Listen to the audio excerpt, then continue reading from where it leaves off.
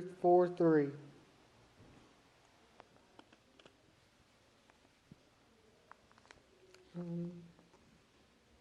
And he said unto the kinsman, this is Boaz speaking, Naomi that is come again out of the country of Moab, selleth a parcel of land which was our brother's Elimelech, which means he's going by the next of kin philosophy, which it goes to next of kin to keep it in family. The kinsman redeemer is to take up Ruth, though, as her husband. This other translation says, you have heard of Naomi.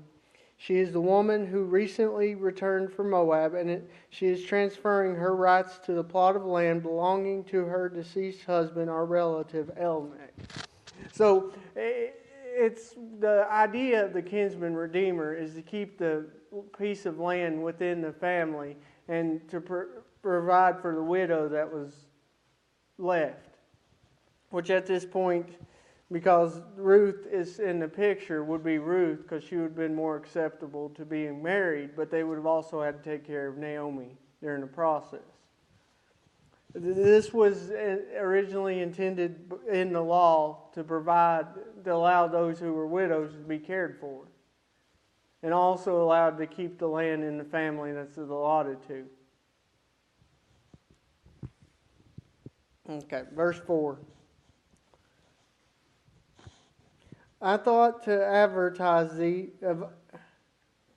saying, buy it before the inhabitants and before the elders of my people.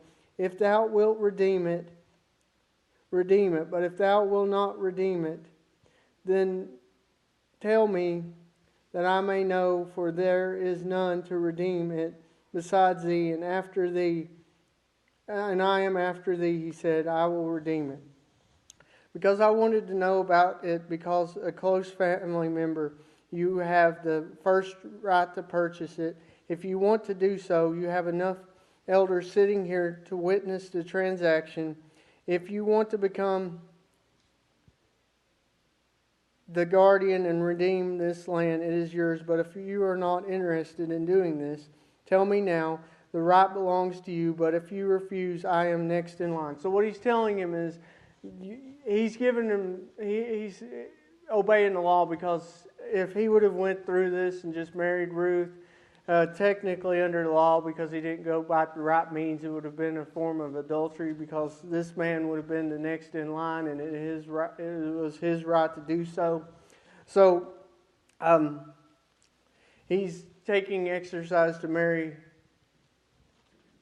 He's given them the choice. The elders are there as witnesses to this agreement, because if this man chooses not to, then it gives Boaz the legal right to do this, which he fully intends to do once he has that permission. So he's following all the legal of the law so he don't become in a position where he's accused of doing wrong later. He has the elders there, so it ain't just his word against his. So it's witnesses in it.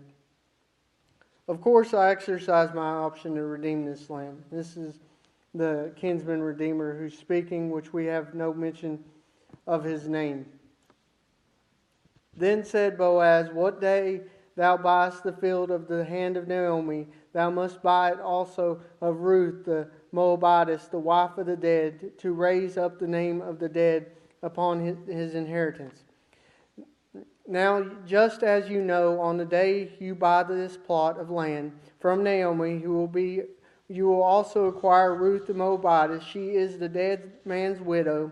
It will be your responsibility to make sure she has children, that they carry out her dead husband's name with the inheritance. So what this is explaining what the law was meant for. So he was to marry her, allow her to have a kid, and then them kids that they had would inherit this land. So it wouldn't go to his children that he has now. It'd still go to Ruth's children. It'd go to the child he'd had with Ruth after he acquired her as a wife and they bare children. It'd go to them. And these children would be raised up to where they could care for her. This was the whole intent of this, just to provide for the widows. So he's faced with this responsibility. At this point, he's willing and wanting to buy the land. But then he's faced with this, which we see his mood changes because he don't want to do this in the next verse. And the kinsman redeemer said, I cannot redeem it for myself, lest I mar my own inheritance. Redeem thou my right to thyself, for I can not redeem it. Then I will not be able to redeem it.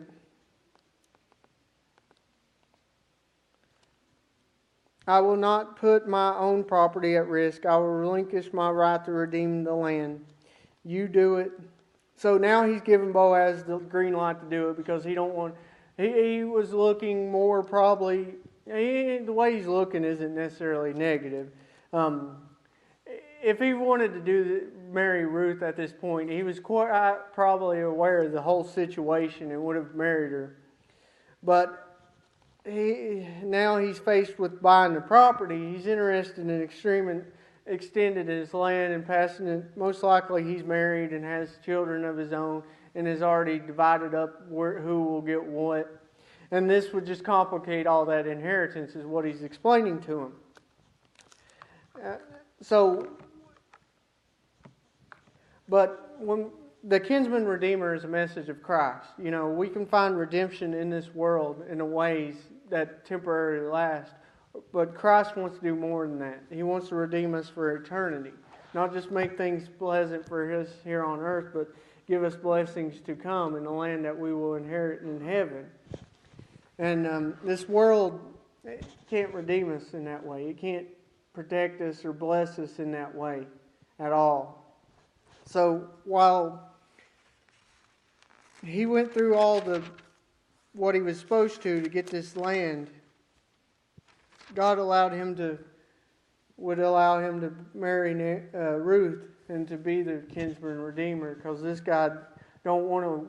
And oftentimes following Christ means we have to give up something. Regardless of what that is, we have to die to self is one main thing. So we no longer live for self, we live for Him. But through that, we are even more blessed. So while this man saw the cost of what he was going to have to give up or what he wasn't going to gain, Boaz saw the reward of what he was going to gain. And we got to understand that when we come to Christ, yeah, we may have to give up things, but they're fruitless anyway, and we gain through Christ.